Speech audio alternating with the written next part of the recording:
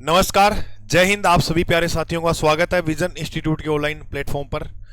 हम जो आज चर्चा करेंगे वो करेंगे कि आरबीआई की जो मौद्रिक नीति है उसके बारे में। यहाँ से परीक्षा में एक प्रश्न देखने को मिलता है और कॉन्सेप्ट से आता है। तो जितने भी साथी ये क्लास देख रहे हैं सारा कंसेप्ट आप ध्यान से सीखेंगे और हो सकता है आज की क्लास में आपको जो परीक्षा में एक प्रश्न देखने को मिल जाए। आपको मौद्रिक नीति बताऊं उससे पहले मैं कुछ बातें और बताऊंगा, क्योंकि हम जो है आज ये बैंकिंग सेक्टर की शायद 7वीं 8वीं क्लास लगा रहे हैं। तो आरबीआई बैंक मैंने आपको पढ़ाया था। अब मैं आपको जो बताने जा रहा हूं इस क्लास के माध्यम से वो बात ये तो अपने पढ़ेंगे, लेकिन एक छोटी सी बात जो और बता रहा हूं कि आरबीआई जो बैंक है सब बातें कर ली थी। इसमें एक बात रहेगी थी कि आरबीआई की जो संरचना है वो कैसी होती है। मुझे जो है वो आपको आरबीआई की संरचना जो है बतानी है। संरचना की बात करें तो आरबीआई जो बोर्ड होता है इस बोर्ड में टोटल 21 लोग होते हैं। बोर्ड में आरबीआई का जो बोर्ड है इसमें कुल कितने सदस्य होते हैं? 21 सदस्य जो है वो होते हैं। 21 सदस्य होते हैं। तो टोटल या कुल अगर बात करें कितने सदस्य होते हैं तो आप बताओगे कुल 21 सदस्य इसमें होते हैं। ये 21 सदस्य जो होते हैं वो क्या काम करते हैं? तो कामकाज का काम करेंगे और क्या करेंगे, है ना। नीति बनाने पर जो भी काम होते हैं उन पर नजर रखते हैं। ठीक है। तो ये जो लोग हैं वो क्या करते हैं? एक तो आपको बात याद रख लेनी है, यानी नीति वगैरह का निर्माण करते हैं, नीति निर्माण और अन्य जो भी कामकाज होते हैं करने योग्य, है ना, वो ये सब इन्हीं के हाथ में होता है। ठीक है। 21 सदस्यों के हाथ में यही कंट्रोल कर रहे हैं सभी को। तो 21 सदस्यों के अंदर अगर हम बात करें तो इसमें कौन कौन सदस्य आपको शामिल नजर आएंगे? तो 21 सदस्यों में मेरे भाई अगर हम बात करते हैं तो एक इसके अंदर आपको देखने को मिलता है गवर्नर। एक क्या देखने को मिलता है? गवर्नर। गवर्नर का कार्यकाल एक परीक्षा में प्रश्न आया था। तो कार्यकाल जो होता है वो 4 वर्ष का होता है। गवर्नर का जो कार्यकाल होता है वो कितने साल का होता है? 4 साल का। एक तो बात याद रखनी है ये। ठीक है सर। 4 होते हैं उप गवर्नर। उप गवर्नर। उप गवर्नर की संख्या कितनी होगी? 4। 4 और 1 टोटल कितने हो गए? 5। जी सर। 10 सरकारी निदेशक होते हैं इसमें। 10 क्या होते हैं? सरकारी निदेशक। सरकार द्वारा चुने गए निदेशक जो है उनकी संख्या कितनी होती है? 10। तो 10 इसमें क्या कौन शामिल होते हैं? सरकारी निदेशक। यानी विभिन्न विभिन्न क्षेत्रों के जो है वो निदेशक होते हैं। ठीक है। उन्हें बोलते हैं, यानी जैसे मान लो मैं समाज सेवी हूं, कोई मान के चलो विज्ञान क्षेत्र में अच्छा कर रहा है, कोई कला के क्षेत्र में अच्छा कर रहा है, तो इसी प्रकार मतलब ये उदाहरण दिया मैंने, इसी प्रकार इसमें विभिन्न विभिन्न क्षेत्र होते हैं। उनमें 10 लोग चुने जाएंगे। 10 सरकारी निदेशक होते हैं विभिन्न विभिन्न क्षेत्र में। 2 वित्त मंत्रालय के अधिकारी होते हैं इसके सदस्यों में। 2 वित्त मंत्रालय के अधिकारी। वित्त मंत्रालय के अधिकारी 2 इसके अंदर कौन होते हैं? वित्त मंत्रालय के अधिकारी। तो सुनो मेरे भाई, एक गवर्नर, 4 उप गवर्नर, 5 5 और 10 15 सरकारी निदेशक, 2 वित्त मंत्रालय, तो 15 और 2 कितने हो गए? 17। बहुत बढ़िया। 4 17 और 4 हो गए कितने? 21। 4 स्थानीय बोर्ड के अध्यक्ष होते हैं। स्थानीय बोर्ड के जो है वो अध्यक्ष होते हैं। कितने? 4। 4 इसके अंदर आपको देखने को मिलेंगे। स्थानीय बोर्ड के अध्यक्ष बोल दो या स्थानीय बोर्ड के प्रतिनिधि बोल दो। प्रतिनिधि ये कितने होते हैं? 4। थोड़ा जल्दबाजी में इसलिए बता रहा हूं ये शुरू की बातें, क्योंकि मुझे आपको मेन आज सिखाना है ना, वो सिखाना आरबीआई की मौद्रिक नीति। कि आरबीआई जो है वो बाजार में क्या करती है कि महंगाई ना बढ़े, उस करके बैंकों को ऐसे पकड़ के रखती है कि आप महंगाई नहीं बढ़ा सकते, है ना। जब भी महंगाई बढ़ाने की बात करते हैं बैंक वाले तो आरबीआई उनके ऊपर रेट ज्यादा लगा देती है, जिसे हम बोलते हैं रेपो रेट। समझाएंगे रेपो रेट क्या होता है, रिवर्स रेपो रेट क्या होता है, सब बातें जो है आज की क्लास में अपने चर्चा करेंगे। तो एक गवर्नर होता है जिसका कार्यकाल 4 साल का होता है।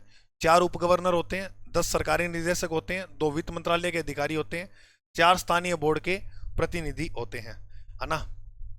ठीक है।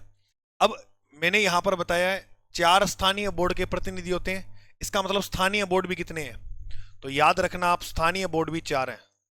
स्थानीय बोर्ड जो है आरबीआई के वो कितने हैं? 4। और ये जो स्थानीय बोर्ड देखने को मिलते हैं, यानी अगर इनका मुख्यालय पूछ ले या पूछ ले आपको इनका कार्यालय कहां पर है, कार्यालय कहां पर है, तो आप वो आराम से बता सकते हो, क्योंकि उनकी संख्या कितनी है, 4। और इस 4 के अंदर वो वही 4 महानगर है जो अपने पढ़ते आ रहे हैं। वहीं 4 महानगरों में जो है इनका आपको क्या देखने को मिलता है, कार्यालय देखने को मिलता है। ये प्यारा सा, सुंदर सा, बेहतरीन सा आपको भारत नजर आ रहा है जी। भारत में अगर हम बात करते हैं तो यहां पर आपको नजर आएगा दिल्ली। यहां पर आपको नजर आएगा दिल्ली। दिल्ली के बाद आपको नजर आएगा कोलकाता। कोलकाता। कोलकाता के बाद आपको नजर आएगा चेन्नई। और चेन्नई के बाद आपको नजर आएगा मेरे भाई मुंबई। मुंबई। तो यहां पर आपको जो है इनके कार्यालय देखने को मिलेंगे। तो स्थानीय बोर्ड की संख्या कितनी है, 4। इनके कार्यालय पूछ ले या कार्य क्षेत्र पूछे तो कहां हो जाएगा, दिल्ली, कोलकाता, चेन्नई और मुंबई। का गुरुजी यहां से प्रश्न क्या आ सकता है, प्रश्न मान लो ये पूछ लिया कि निम्न में से कार्यालय कहां पर नहीं है स्थानीय बोर्ड का आरबीआई के, तो आपको पता होना चाहिए कि दिल्ली में है, कोलकाता में, चेन्नई में, और मान लो एक दे दिया तिरुवनंतपुरम, तो तिरुवनंतपुरम में कार्यालय नहीं है। दिल्ली, कोलकाता, चेन्नई और मुंबई, इन 4 महानगरों में ही कार्यालय देखने को मिलता है। अब मुझे ये बताओ कि इतनी बात आपको अच्छी तरह से समझ में आ गई क्या है? चलो फिर बहुत अच्छी बात है। अब मैं आपको पढ़ाऊंगा यहां पर। देखो इस टॉपिक से जो है प्रश्न हमने वैसे इस टॉपिक को थोड़ा खींच दिया, और मैं आपको ये स्पष्ट तौर से ये बात बताना चाहूंगा कि 2-3 क्लासें मेरे पास पहले रिकॉर्ड की हुई पड़ी थी बैंकिंग वाली, वो मैंने इसमें ऐड की है। बाकी पूरा कोर्स ये एकदम नया है, लेकिन 2-3 क्लासें ऐसी हैं कि इस टॉपिक से जो बैंकिंग विकास है ना, उससे थोड़े प्रश्न कम देखने को मिलते हैं। तो मैंने कहा कि ज़्यादा समय ना खराब हो, इसलिए ज़्यादा जल्दी एकदम एक रिवीजन कर लेंगे, पढ़ लेंगे। तो 2-3 क्लासें मैंने वो अपलोड कर दी। आप कई साथी उनकी पीडीएफ की मांग कर रहे थे, मैं देख लूंगा पीडीएफ मिल गई तो अपलोड कर दूंगा, वरना वो आप पढ़ लेना या उतार लेना। असली प्रश्न बनेगा इस क्लास से, ये मैं उम्मीद करता हूँ कि ये क्लास यूट्यूब पर भी अपलोड कर दूंगा, ताकि जो विद्यार्थी कोर्स नहीं ले पाए हैं वो यूट्यूब पर देख लेंगे। तो बाकी साथियों कह दूं जिनको इस कोर्स से जुड़ना है, इकोनॉमिक्स का पूरा कंप्लीट सेकंड ग्रेड एसएसटी के लिए कोर्स करवाया जाएगा। विजन इंस्टीट्यूट ऐप पर ये कोर्स आपको पूरा उपलब्ध हो जाएगा, डिस्क्रिप्शन में लिंक मिल जाएगा, या आप गूगल प्ले स्टोर पे आकर वहाँ देख सकते हो विजन इंस्टीट्यूट। तो उस पर जाओगे तो वहाँ आपको इकोनॉमिक वॉरियर बेस से ये आपको मिल जाएगा, ठीक है। इसके साथ विद टेस्ट सीरीज भी, और आप सभी साथियों को भी कहूँगा परीक्षा नज़दीक है, टेस्ट से मत चुकें, टेस्ट लगातार मात्रा में आप लगाओ। मैं अभी एक बार टॉपिक करवा देता हूँ सारे, फिर PYQ की सीरीज भी करवाऊंगा इसी ऐप के अंदर, निश्चित रहिएगा आप। चलो भाई देखो ध्यान से, अब मैं आपको यहां पर पढ़ाऊंगा आरबीआई की मौद्रिक नीति। आरबीआई की मौद्रिक, मॉनेटरी पॉलिसी, मौद्रिक नीति क्यों बनाती है आरबीआई मौद्रिक नीति? देखो आरबीआई मौद्रिक नीति इसीलिए बनाती है ताकि बाजार में महंगाई ना बढ़े। यहां पर हम जो खेल समझेंगे वो सिर्फ और सिर्फ समझेंगे महंगाई का। देखो अब पैसे छापने का काम किसके हाथ में है? आरबीआई के हाथ में है। तो आप ये सोचोगे गुरुजी अगर काश मेरे हाथ में ऐसी कोई मशीन होती कि मैं पैसे छाप सकूं, तो मैं यहाँ भारत देश की जनता जो है ना, मैं मेरे देश के लिए तो कर ही सकता हूँ कि यहाँ पर जो लोग गरीब है ना उनको मैं पैसे बांट दूं खूब। देखो ऐसे गरीबी का अंत नहीं किया जा सकता। वेनेजुएला देश का नाम सुना होगा, दक्षिण अमेरिका में है। उसने सोचा था कि मैं ऐसा कर दूं, और वो देश भाई रोड पे आ गया था। यानी आप ऐसे मान लो कि आप किसी की हत्या कर रहे हो, अगर आप ऐसे किसी को अमीर कर रहे हो ना कि लो भाई मैं आपको ऐसे पैसे दे रहा हूं, ऐसे किसी को अमीर कर रहे हो तो आप किसी की हत्या कर रहे हो। इसीलिए आप उसको सक्षम बनाओ कि वो व्यक्ति खुद कमा सके, वो देश जो है खुद कमा सके। वेनेजुएला के अंदर 2 लाख रुपए किलो गेहूं हो गया था, इतना पैसा हो गया था, ऐसे पैसा सड़कों पे पड़ा था क्योंकि सरकार ने, क्योंकि जितनी तरलता आ गई, जितना लोगों के पास केस पैसा होगा जेब में, उतना ही फिर लोगों के देखना पैसा पहले भी बहुत कुछ था और आज भी बहुत कुछ है, उतना ही लोग धूम मचाएंगे। रेट भी नहीं पूछेंगे भाई साहब कितने का पे कर दो और ये लो। तरलता जब जेब में होती है, केस ज्यादा होता है, तो ऐसी बातें होती है ना। तो आरबीआई पैसे छापकर जो है गरीबी दूर नहीं करती है, आरबीआई सिखाती है कि आपको कैसे पैसे कमाने हैं, ठीक है। तो देखो अब आरबीआई क्या काम करती है, सुनना ध्यान से। आरबीआई के अंडर में जो है बैंक होते हैं, जैसे एसबीआई है, एसबीआई बैंक है। इसके अलावा अगर अपने बात करते हैं तो पीएनबी बैंक हो गया, Punjab national bank, state bank of India SBI, BOB, bank of Baroda हो गया।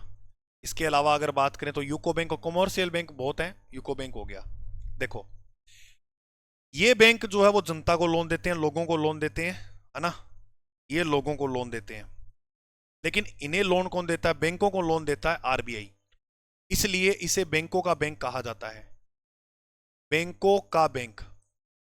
बैंकों का जो बैंक है वो किसे कहेंगे? आरबीआई को। क्योंकि आरबीआई जो है वो लोन किनको देता है? इन बैंकों को देता है, इन बैंकों को लोन देता है। अब यहां से मैं समझाना शुरू करता हूं। पहला शब्द आएगा हमारे सामने, रेपो रेट। इतना शानदार तरीके से बताऊंगा, एक भी प्रश्न आपका गलत नहीं होगा, सुनना ध्यान से। देखो, आरबीआई यानी जो बड़ा केंद्रीय सेंट्रल बैंक है, वो क्या करता है? ये जितने भी बैंक है इनको जो है वो आर पर पैसा देता है, इसे बोलते हैं रेपो रेट। जैसे मान के चलते हैं अपने उदाहरण के लिए कि 5%, वो लिखा भी हुआ है मैंने, करंट के आंकड़े लिखे हुए हैं, उस बाद में बताऊंगा आपको क्या कुछ है। जैसे अभी मैं समझा रहा हूं आपको, रेपो रेट का मतलब होता है कि इनके इनसे ये जो बैंक है ना, ये एसबीआई, पीएनबी, बीओबी, इनसे ये आरबीआई कुछ परसेंटेज में पैसे लेता है। जैसे मान के चलो इनको 100 रुपए दिए, तो ये उस पर 5% ब्याज लेगा, उसी को बोलते हैं रेपो रेट। ये 5% जो ब्याज लेगा उसे ही क्या बोलते हैं? Repo rate. अब इसने 5% ब्याज लिया। अब जैसे मान लो पीएनबी बैंक को 5% ब्याज पर पैसा दे दिया, तो अब पीएनबी बैंक के पास जाएंगे लोग, क्योंकि लोग इनके पास सीधा नहीं जाते हैं आरबीआई के पास, लोग जाते हैं इन बैंकों में, कॉमर्शियल में। कॉमर्शियल बैंक इनसे ले लेते हैं, इसलिए बैंकों का बैंक ये है आरबीआई। देखो, अब पीएनबी इसको, ये व्यक्ति जाएगा यहां ऋण लेने, तो पीएनबी इसको 10% रेट पर क्या दे देगा? ऋण दे देगा, क्योंकि इसने 5% रेट पर जो है काम किया, और ये 5% खुद कमाएगा, इसलिए 10% लोगों को है वो ऋण दे देगा। अब मान लो लोगों को ऐसे लगता है कि 10% के रूप में हम ऋण ले रहे हैं, तो ये सस्ता ही है, 10% ज्यादा थोड़ी है, तो लोगों की जेब में यहां पर केस ज्यादा आ जाएगा। केस अधिक आने का मतलब ये है कि तरलता अधिक हो जाएगी। तरलता शब्द मैंने पहले ही बताया था, तरलता का मतलब पता क्या होता है? तरलता का मतलब है जब आपकी जेब में पैसा ज्यादा होता है तो आपकी जेब काम करने लग जाती है। जैसे आप कपड़े वाली दुकान पे गए तो बोलोगे भाई सब ब्रांडेड से ब्रांडेड टी शर्ट दिखा दो और बस इसको पैक कर दो, रेट भी नहीं पूछते आप। ये बोलता है पैसा, कहते हैं ना पैसा बोलता है, ऐसे बोलता है पैसा, है ना। जो सेट 200 रुपए की होगी, वो अगर आपको कहेगा ना भाई साहब 250 रुपए की, लेकिन मैं आपको 220 में लगा रहा हूं, तो भी आपको ये फील होगा कि यार वाह क्या बात है, कितनी मजे की बात है कि इसने 220 में मुझे दे दी, यानी 30 रुपए सीधे कम कर दिए। लेकिन उसका प्राइस क्या था? 200 रुपए। 20 रुपए आपको महंगी बेच दी, क्योंकि आपकी जेब तरलता काम कर रही है, केस आपकी जेब में काम कर रहा है। ऐसे 2-3 लोग और गए जिनके पास लोन लिया हुआ था, उनको भी 220 में दिया। तब दुकानदार के मन में आया कि यार अपने इसको 200 में क्यों बेचे, क्यों ना सभी के लिए 220 में कर दें। तो सभी के लिए 220 में हो जाएगी, तो इससे देश के अंदर क्या बढ़ती है? महंगाई, जिससे मुद्रास्फीति आ जाती है। यानी महंगाई को ही क्या बोलते हैं? मुद्रास्फीति, इन्फ्लेशन। ठीक है, वो टॉपिक इसके बाद करेंगे अपने, महंगाई वाला। तो देश में क्या बढ़ जाती है? महंगाई बढ़ जाती है। इसलिए आरबीआई क्या करता है? महंगाई को कंट्रोल करने के लिए, यही तो मौद्रिक नीति है, मैं बता रहा हूं। आरबीआई क्या करता है? यहां पर रेट बढ़ा देगा, reverse repo rate, sorry repo rate बढ़ा देगा। जैसे कितना कर देगा? ये कर देगा 18%। अब आओ, अब इसने 18 किया तो ये भी कुछ ना कुछ तो कमाएगा ही। अब जब इससे ये पैसे लेंगे, ये पैसे क्यों लेते हैं? जब लोगों की डिमांड होती है, मांग होती है। अब ये क्या करेंगे? मान लो ये कर देते हैं 25%। अब बताओ, कोई जनता है, कोई लोग है, वो पैसा लेने जाएगा? नहीं जाएगा। जिनको बहुत ज्यादा जरूरत होगी वो ही जाएंगे, हर व्यक्ति नहीं जाएगा। इससे क्या होगा? बाजार में वो शर्ट पड़ी है, जो टी शर्ट पड़ी है, उसको कोई नहीं खरीदेगा। नहीं खरीदेगा तब उसको, दुकानदार को लगेगा कि यार कोई लेने के लिए आ नहीं रहा है, क्योंकि इसका रेट जो है ज्यादा लग रहा है, इसलिए हम इसका प्राइस 200 रुपए करते हैं। वो क्या है? प्राइस कितना कर देगा? 200 रुपए। जैसे ही देश 200 रुपए उसने प्राइस किया, यानी महंगाई पर जो है वो क्या हो गया? कंट्रोल हो गया। महंगाई पर जो है वो क्या हो गया? कंट्रोल। इसलिए आरबीआई क्या करता है? इस महंगाई को कंट्रोल करने के लिए क्या बनाता है? मौद्रिक नीति।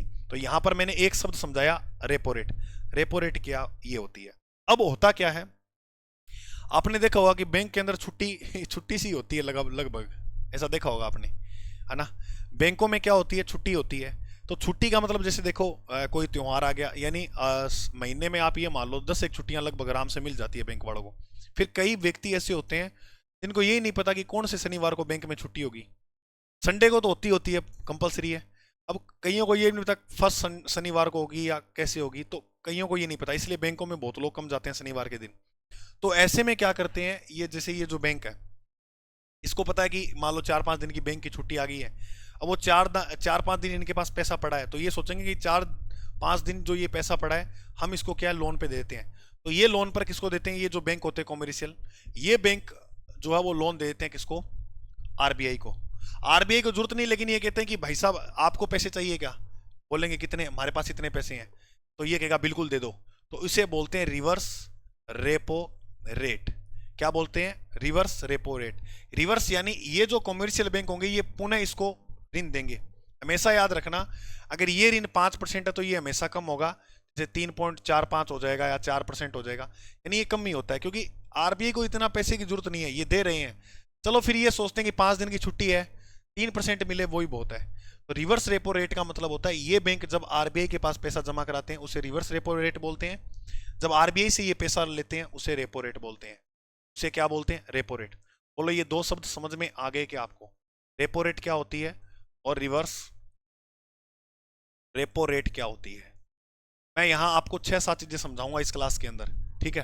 तो रेपो रेट, जब हम, ये जो आरबीआई बैंक है कॉमर्शियल बैंकों को पैसा देता है, तो रेपो रेट।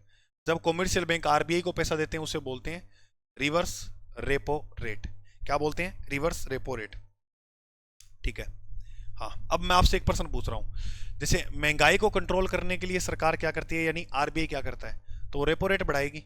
रेपो रेट जैसे ही बढ़ेगी तो महंगाई ऑटोमेटिक कंट्रोल हो जाएगी, ये बात मैंने बता दी। क्योंकि लोगों की जेब में कैश नहीं होगा तो महंगाई कंट्रोल हो जाएगी, लोग खरीदेंगे नहीं तो चीज़ों के दाम कम हो जाएंगे, चीज़ों की दाम जो वो कम हो जाएंगे।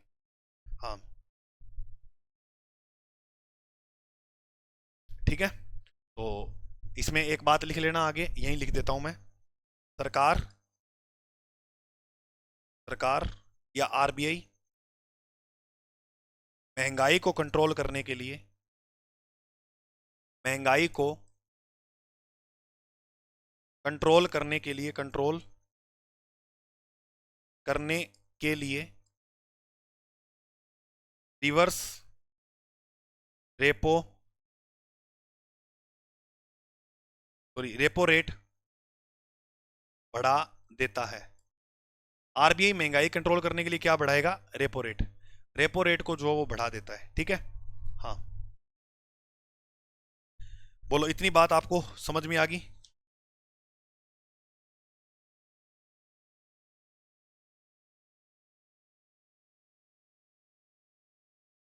बहुत बढ़िया। अब मैं आपको एक शब्द समझाता हूं, आपने सुना होगा बहुत बार। इतना याद रखने के बाद आप एक शब्द याद रखना, ये मैं वैसे ही लिख रहा हूं यहां पर समझाने के लिए आपको। N D T L. NDTL क्या होता है? एनडीटीएल का मतलब होता है, एनडीटीएल का मतलब होता है net demand and time liability. Net net demand and time liability. थोड़ा स्पेलिंग में मिस्टेक ना हो जाए तो आपको यहां पर हम लिख देते हैं ये वाली line, net demand and time liability. इसका मतलब निवल मांग व समय जमा। निवल मांग व समय जमा। सर ये क्या होता है? समय जमा ये क्या होता है? यानी एनडीटीएल का मतलब आप ये समझो कि जो बैंक के पास कुछ कुल धनराशि होती है, बैंक के पास जो कुल धनराशि होती है उसे क्या बोलते हैं? एनडीटीएल। कुल धनराशि जो होती है, कुल धनराशि जो होती है उसे क्या बोलते हैं? एनडीटीएल। बैंकों के पास कुल धनराशि जो होती है उसे क्या बोलते हैं? एनडीटीएल। एक मिनट बात समझना ध्यान से। जैसे मान लो आज की तारीख है, हम मान लेते हैं 1 अप्रैल तारीख आज, ठीक है? अप्रैल की तारीख है आज 1 अप्रैल।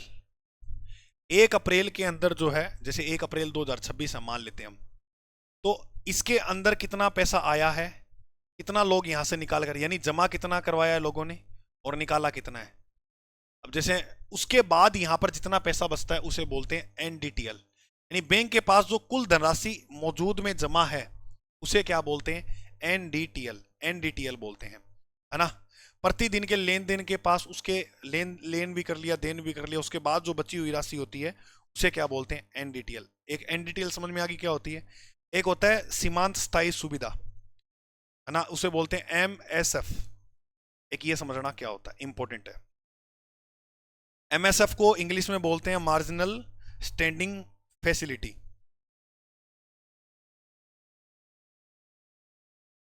Marginal standing facility, facility, facility, ठीक है। यानी इसको हिंदी में हम बोलेंगे सीमांत स्थायी सुविधा, सीमांत स्थायी सुविधा, इसका प्रश्न परीक्षा में आता है, ठीक है। एमएसएफ क्या होती है? जब आरबीआई कम समय के लिए जो है कॉमर्शियल बैंकों को ऋण देता है उसे बोलते हैं एमएसएफ। इसे 2011 में प्रारंभ किया गया था। मैं समझा देता हूं, अभी सुनना ध्यान से। इसे 2011 में प्रारंभ किया गया था, किया गया था।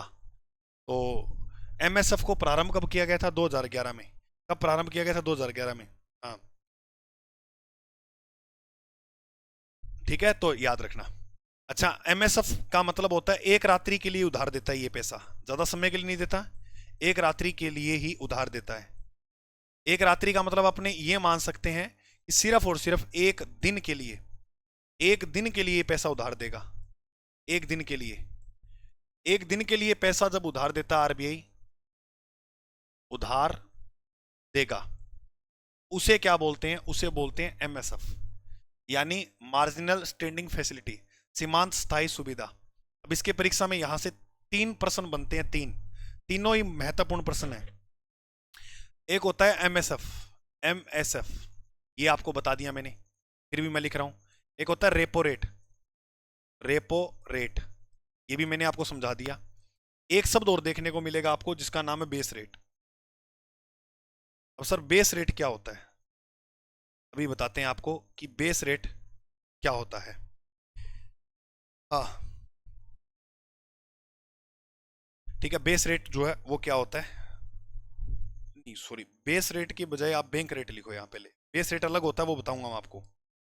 पीएलआर बेस रेट क्या होता है वो बताऊंगा। देखो, एमएसएफ क्या होता है? जब आरबीआई कॉमर्शियल बैंकों को, कॉमर्शियल बैंक को एक दिन के लिए, एक दिन के लिए ऋण देता है, तो उस व्यवस्था को बोलते हैं एमएसएफ। जब रेपो रेट मतलब ये जो ऋण देगा वो 14 दिन तक देता है, 2 से 14 दिन तक।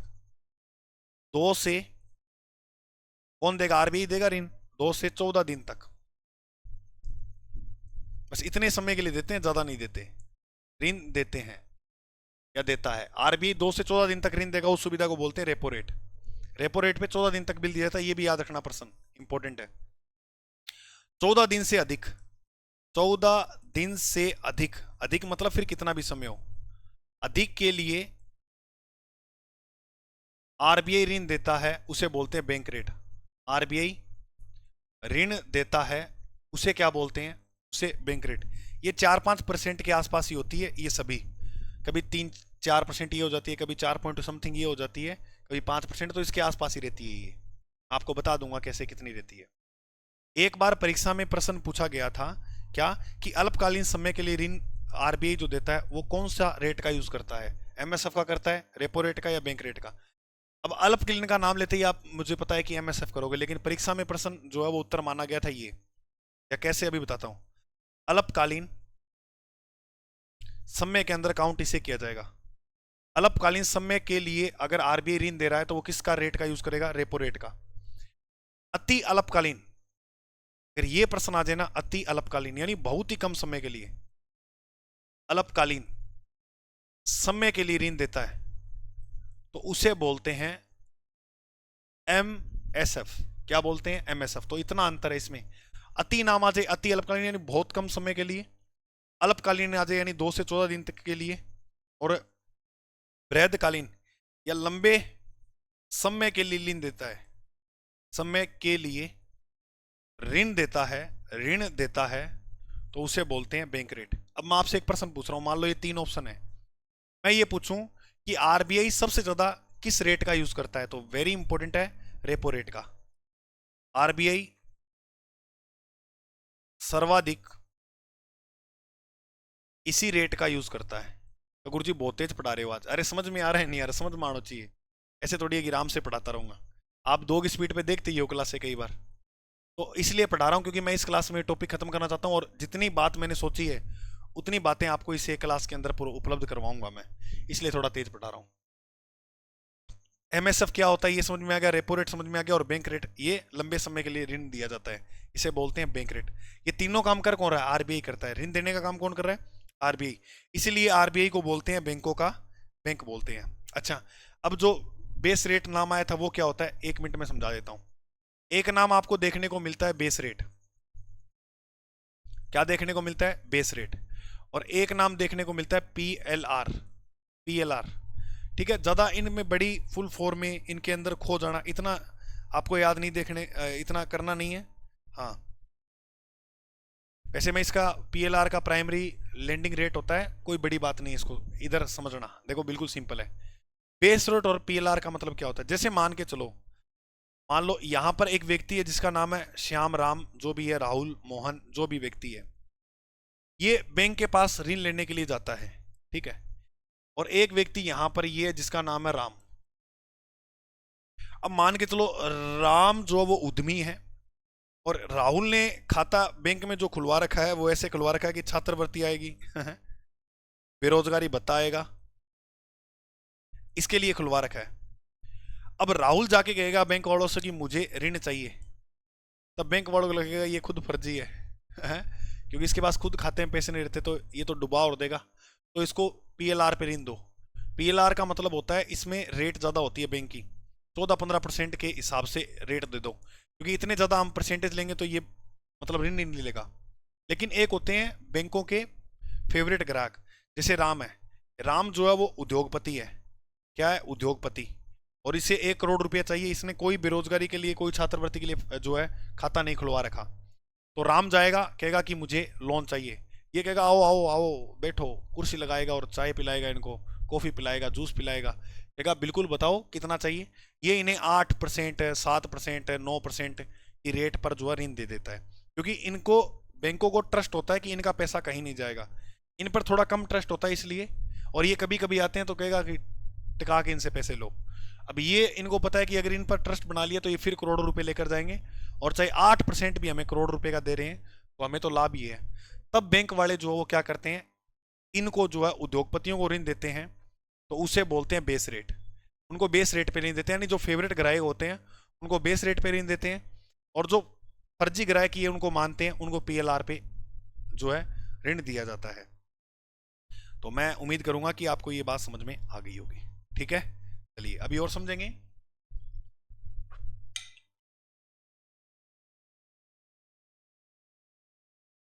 अभी और समझेंगे अपने 2 शब्द अभी और हमारे बीच में बच गए हैं। गुरुजी क्या? एक होता है CRR, एक होता है SLR, SLR। अब समझो क्या होता है। CRR क्या होता है, SLR क्या होता है, पहले मैं ये नॉर्मल समझाता हूँ, फिर इनकी फुल फॉर्म हिंदी में क्या कहते हैं और सारी बातें बताता हूँ। NDTL का मतलब पता है ना आपको क्या होता है? NDTL का मतलब होता है कुल पैसा इनके पास जो है, NDTL ये बताया था, इनके पास जो कुल पैसा उसे NDTL बोलते हैं। यानी कोई भी बैंक है जैसे SBI है, उसका जो NDTL होता है, यहां पर बैंकों का बैंक है, बैंकों का बाप एक ही है, RBI। होता ही है कि जैसे CRR का मतलब होता है कि बैंकों को, जैसे SBI बैंक है, इस बैंकों को अपनी सिक्योरिटी रखनी होती है। क्या रखनी होती है? सिक्योरिटी। जैसे मान के चलो मैं आपसे कुछ पैसे उधार ले रहा हूं, तो मैं कुछ के बदले में कुछ तो दूंगा, ऐसे थोड़ी पैसे उधार दे देंगे बैंक। चाहे RBI बैंक है, इनको छोटे मोटे बैंकों को पैसे देता है, तो ऐसे ही थोड़ी दे देगा।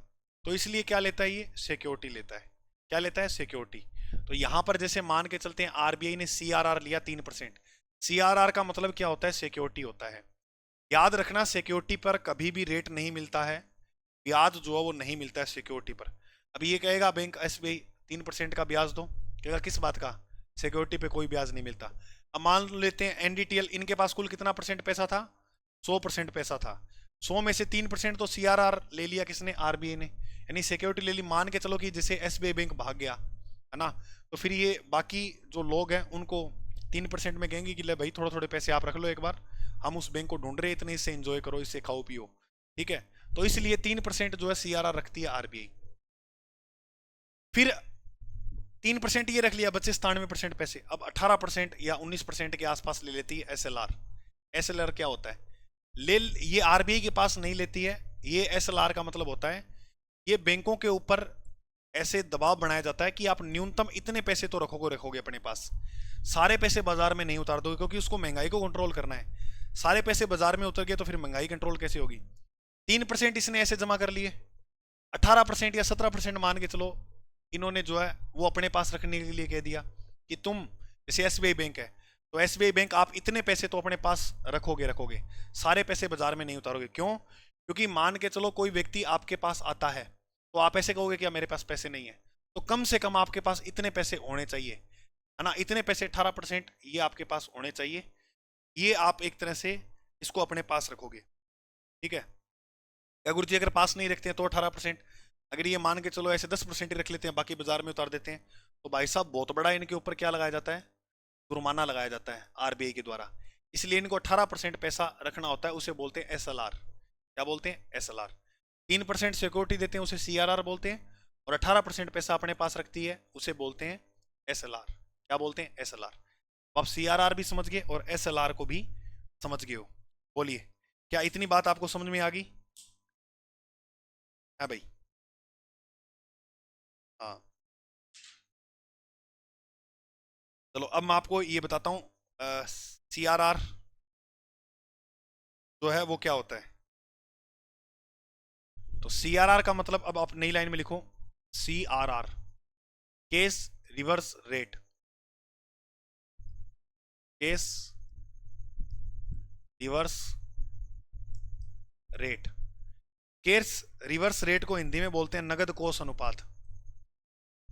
नगद कोष अनुपात। अब ये मैंने आपको समझा ही दिया, यह मैंने जो है वो आपको समझा दिया, ठीक है? तो याद रखना, फिर भी मैं आपको एक बार और बताता हूं कि जो अनुसूचित बैंक होते हैं, कमर्शियल बैंक होते हैं, अनुसूचित बैंक, ये सिक्योरिटी के रूप में कुछ पैसा आरबीआई के पास जमा करते हैं। आरबीआई के पास जमा करते हैं, उसे क्या बोला जाता है? उसे बोलते हैं सीआरआर। क्या बोलते हैं? सीआरआर। अब अगला पॉइंट है एसएलआर। अगला जो पॉइंट हो जाएगा वो क्या हो जाएगा? एसएलआर, यानी स्टैट्यूटरी लिक्विडिटी रेशो।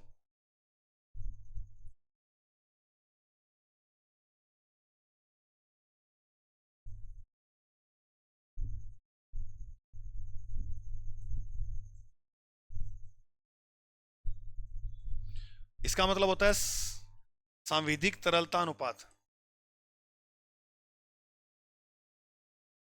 सांविधिक तरलता तरलता अनुपात। अनुपात। देखो, अनुसूचित बैंक जो सिक्योरिटी के रूप में देंगे वो किसका देंगे? एनडीटीएल का देंगे। आपको ये बात मैंने बता दी थी। एनडीटीएल यानी जो कुल इनके पास धनराशि होती है ना, उसका कुछ परसेंट जो आरबीआई के पास रखते हैं। सेम यही बात यहां होगी, ठीक है?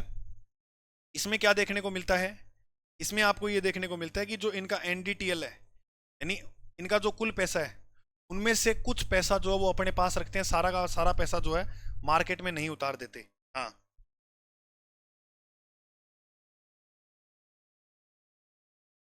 समझ में आ गई बात? जी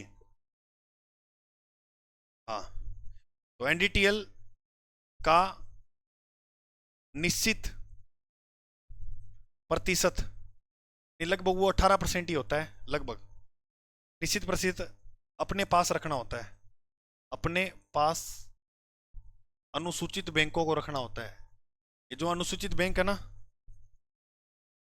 इनको रखना होता है। अगर ये नहीं रखेंगे तो इन पर क्या लगेगा? जुर्माना। अगर ये नहीं रखती ये बात, इस बात पर कायम नहीं रहते हैं, तो इनके ऊपर क्या लगता है? जुर्माना। सीआरआर का मतलब भी समझ गए, और यहां पर आप एसएलआर का मतलब भी जो है वो समझ चुके हो। एसएलआर का मतलब भी जो है वो समझ चुके हो। एक बार फिर मैं आपको बता देता हूं, सुनना ध्यान से मेरी बात को।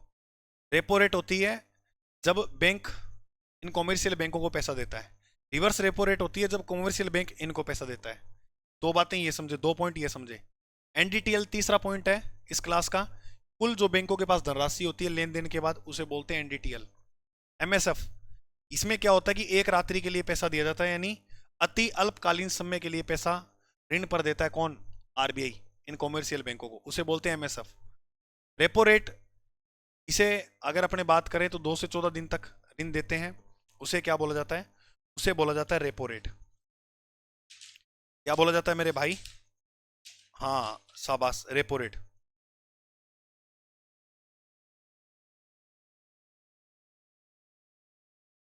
ठीक है, बहुत बढ़िया।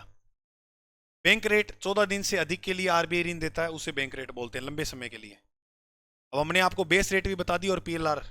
बेस रेट फेवरेट ग्राहकों को देता है बैंक, और पीएलआर ये फर्जीवाड़े के जो विद्यार्थी होते हैं, तो छात्रवृत्ति के लिए, बेरोजगारी के लिए, मतलब फर्जीवाड़ा का मतलब एक तरह से ये कहेंगे, ऐसे नहीं है कि मतलब ये काम नहीं कर रहे कोई भी, है ना, तो इनको ये फर्जी समझते हैं, इसलिए इसको ज्यादा ऋण नहीं देते। इनको अच्छा समझते हैं कि ये उद्योगपति हैं या कोई बिजनेसमैन है, इनके पैसे कहीं नहीं जाएंगे और कम रेट पर इनको देते हैं कि ये ज्यादा से ज्यादा बैंकों से क्या लें, लोन ले। ठीक है। अच्छा, फर्जीवाड़ा एक तरह से ये भी कह सकते हैं, इनके पास जब पैसा आएगा, जेब में तरलता होगी, केस ज्यादा आएगा, तो ये बाजार में ऐसे चीजें खरीदेंगे जैसे कोई मतलब वाली बात नहीं है ना, तो वो चीज। अब उसके बाद सीआरआर मैंने बताया और एसएलआर को भी अच्छी तरह समझाया। यानी सीआरआर नगद कोष अनुपात होता है, अनुसूचित बैंक सिक्योरिटी के रूप में अपने पास पैसा जमा करते हैं, उसे बोलते हैं सीआरआर। एसएलआर का मतलब होता है सांविधिक तरलता अनुपात। एनडीटीएल का निश्चित भाग जो है इनको अपने पास रखना होता है, उसे बोलते हैं अपने एसएलआर। अब देखो यहां पर ये लिखा हुआ है, current RBI monetary policy rate, इसके रेट जो है वो यहां पर लिख रखे हैं। यहाँ रेपो रेट 5.25% लिख रखी है, ये इतना परसेंट नहीं आएगा, बाकी एक बार देख लेना आप। रिवर्स रेपो रेट 3.35% मैंने बताया था, लगभग इतनी देखने को मिलती है। एसडीएफ 5%, गुरुजी एसडीएफ क्या होता है बताता हूँ एक बार, ये नहीं बताया ना। एमएसएफ बता दिया 5.5%, बैंक रेट बता दिया 5.5%, सीआरआर 3% और लगभग 18% मिलेगा एसएलआर, सबसे ज्यादा होता है। अब गुरुजी हमें आप ये बताओ एसडीएफ क्या होता है। एसडीएफ स्टैंडिंग डिपॉजिट फैसिलिटी होती है ये, तो एक तरह से ये रिवर्स रेपो रेट ही होता है। तो ये जो है ना, ये एसडीएफ ये रिवर्स रेपो रेट के स्थान पर लाई गई थी, के स्थान पर लाई गई। अब इनका आप परसेंटेज देख लो, लगभग आपको बराबर देखने को मिलेगा, ये ज्यादा पुरानी नहीं है, 2017 में इसको लाई गई था, 2017 में लाया, और लागू कब होता है 2022 में, लागू यह है 2022 में। एकदम करंट के अपडेट के आंकड़े भी हमने आपको जो है यहाँ पर पढ़ाए हैं इस बेच के अंदर, इसलिए मैंने 2026 लिखा उस बेच पर। ऐसे नहीं है कि यही क्लासें आपको अगले कोर्सों में मिल जाएंगी, ये भी विजन इंस्टीट्यूट क्वालिटी कंटेंट के लिए जाना जाता है। आपको बेहतर से बेहतर जो है इस यहाँ पर जो है कंटेंट देखने को मिलेगा। टेस्ट सीरीज आपने लगाई होगी तो आपको फील होगा मजा आ गया, इतना टफ पेपर आ नहीं रहा है, लेकिन हम बना रहे हैं कि आपको इतनी टफ मेहनत करवा सकें ताकि आप परीक्षा में जब जाओ तो वहां धूम मचाओ। बस इकोनॉमिक्स में यही विद्यार्थी दिखे कि अजय सर से पढ़े थे और ये देखो सारे के सारे प्रश्न हमारे सही हो रहे हैं, सही हो रहे हैं, समझ में आई बात, वो चीजें। चलिए अब लास्ट पॉइंट अपने पढ़ते हैं, उसके बाद ये कंप्लीट हो जाएगा आपका। ठीक है, लास्ट पॉइंट क्या है, लास्ट पॉइंट जो आपका रहेगा वो रहेगा कि मान के चलो जो आरबीआई है, आरबीआई है, आपको पता आरबीआई क्या बनाती है, मौद्रिक नीति बनाती है। जी सर, आरबीआई मौद्रिक नीति बनाती है। अगर मान के चलो आरबीआई ने रेट में वृद्धि की, रेट के परसेंटेज में क्या की, रेट के परसेंटेज में क्या की, वृद्धि की। जैसे अभी मैंने आपको जो है वो क्या क्या समझाया, जैसे यहां रेपो रेट है, रेपो रेट में जो है क्या कर दी, वृद्धि कर दी, या एमएसएफ में वृद्धि कर दी, या इसके अलावा बात करते हैं तो बैंक रेट के अंदर जो है क्या कर दी, वृद्धि कर दी। इसके अलावा अगर अपने बात करें सीआरआर में वृद्धि कर दी, एसएलआर में वृद्धि कर दी, यानी जितनी बातें मैंने आपको पढ़ाई है अभी, अगर मान के चलो इसके अंदर अगर आपको मौद्रिक नीति में वृद्धि देखने को मिलती है तो भारत में या बाजार के अंदर जो है क्या प्रभाव पड़ेगा, है ना।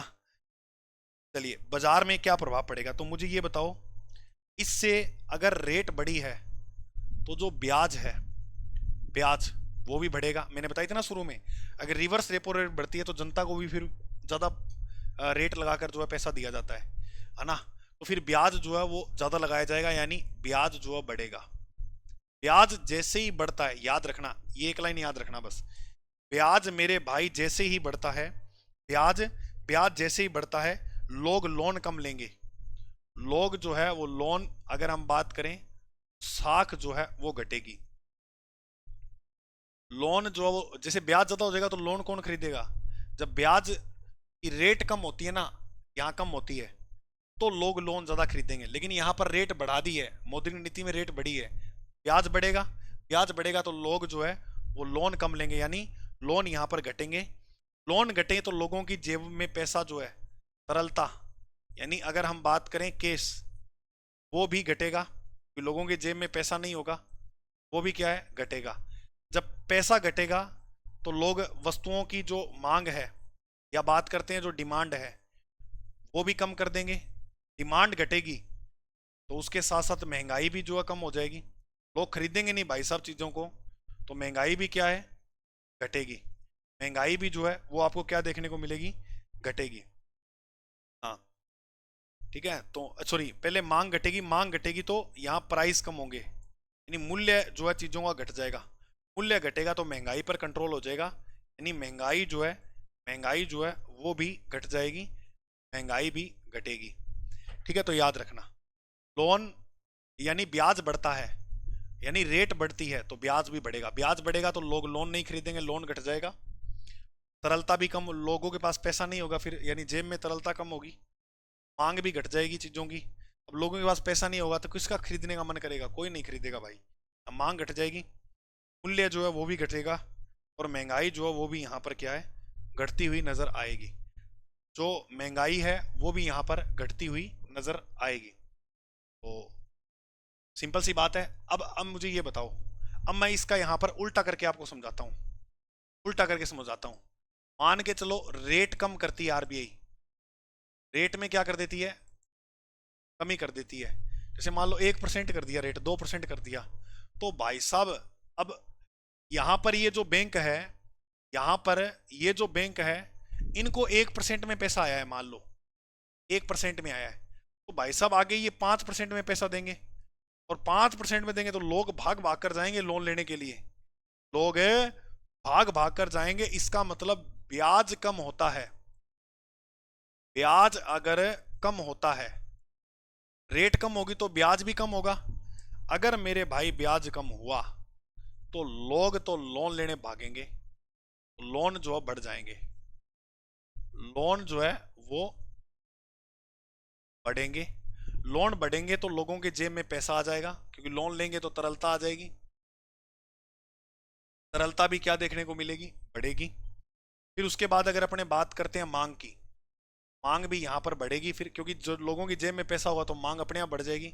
फिर चाहे कितने भी मूल्य की हो, फिर वो मायने नहीं रखती, जब लोगों की जेब में पैसा होता है फिर मांग, मूल्य भी क्या है, बढ़ेगा। अब देखो, जब बड़े लोग होते हैं, जो उद्योगपति होते हैं, खूब पैसा उनके पास, तो वो शॉपिंग करने से दुकानों पे थोड़ी जाते हैं छोटी छोटी, वो बड़े मॉल में जाते हैं, और वहाँ बस कोई रेट भी नहीं देखते, उनको जो पसंद आनी चाहिए वो पसंद आ गई, 3-4 शर्टें उठाएंगे और जाकर अपना कार्ड दे देंगे, क्रेडिट कार्ड जो भी एटीएम कार्ड है, लो भाई स्वाइप करो, और पूछते भी नहीं है कितने काटे हैं। तो वो चीज़ होती है।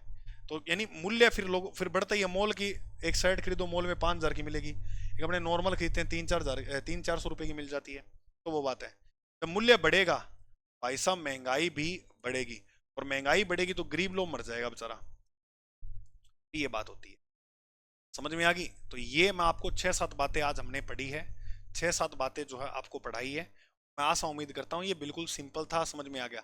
जब रेट बढ़ेगा तो ब्याज भी बढ़ेगा, ब्याज बढ़ेगा तो ये सब चीज़ें कम हो जाएंगी। जब रेट में कमी होगी तो ब्याज कम होगा, ब्याज कम होगा तो ये सब चीज़ें बढ़ जाएगी। तो याद रखना, अगर आर को बढ़ाया, मतलब ये सारी यहाँ पर आर ये बढ़ी, MSF बढ़ा, बैंक रेट बढ़ी, CRR बढ़ा, SLR बढ़ा, ये सब बढ़ेंगे तो ऐसा देखने को मिलेगा, ये सब घटेंगे तो ऐसा देखने को मिलेगा। बिल्कुल सरल भाषा में मैंने अलग अलग नहीं पढ़ाया, अलग अलग पढ़ाता तो भाई 6 दिन का टॉपिक हो जाता। कितना सरल भाषा में हमने इसको कर लिया कवर।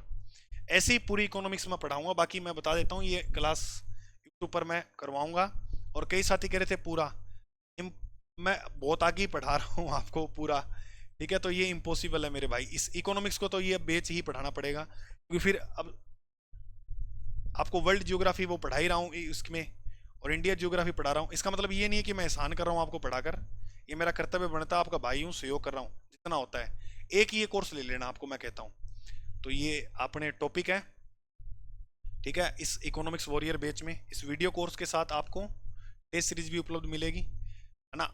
मांग और पूर्ति वाला टॉपिक पढ़ लिया, राष्ट्रीय आय पढ़ लिया, आर्थिक वृद्धि विकास पढ़ लिया। एक बार और पढ़ाऊंगा ये लास्ट में टॉपिक में आपको, मुद्रा, मुद्रा आपूर्ति के मापन, केंद्रीय बैंक, वाणिज्य बैंक, सब पढ़ लिए, इनके कार्य क्या है। अगला टॉपिक अपना रहेगा मुद्रास्फीति का, ठीक है। तो आज की क्लास आपको बेहतर लगी होगी मैं उम्मीद करूंगा।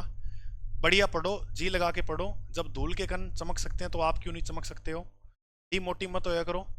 अगर फील ऐसा हो ना डीमोटिव, तो एक आधा मोटिवेशनल गाना सुन लिया करो, या कोई 7-8 मिनट की क्लिप हो मोटिवेशनल। जैसे भाग मिल्खा भाग मूवी में लास्ट रेस का सीन होता है ना, वो देख लो, थोड़ा सा एक मोटिव हो गए उससे। मैं ऐसे किया करता था जब अनमोटिव होता था या डीमोटिव होता था पढ़ते टाइम, तब ऐसे किया करता था, तो फायदा मिल जाता है इन चीज़ों का, ठीक है। अभी मैं आपको एक चीज़ बताता हूँ। आप कहते हो ना गुरुजी क्लास, देखो आपके लिए जो है ना, अभी ये टाइम देखो, इसमें रात के 12:38 हो गए। मेरे भाई की फोटो है साथ में, देख लो, 12:38 हो गए, और अभी आपकी क्लास जो वो रिकॉर्ड कर रहा हूँ, ठीक है। तो आपको लग रहा होगा कि गुरुजी ऐसे ही हैं, हमें क्लास से यूट्यूब पर नहीं देते। इस बैच को यूट्यूब पर करते ना अपने, तो फिर एक नियम बनाना पड़ता है टाइम। अब रिकॉर्डेड है, कब भी क्लास रिकॉर्ड करके डाल दो, चाहे रात को 12 बजे टाइम मिले, सुबह मिले, वैसे ही। अब यूट्यूब पे ऐसे घपलाबाजी हो जाती है, तब करके फिर एक कोर्स है कर लेना, कोई बड़ी बात नहीं है, ठीक है मेरे दोस्तों। बाकी मिलते हैं अपने अगली क्लास में। अभी के लिए सभी को जय हिंद, जय भारत।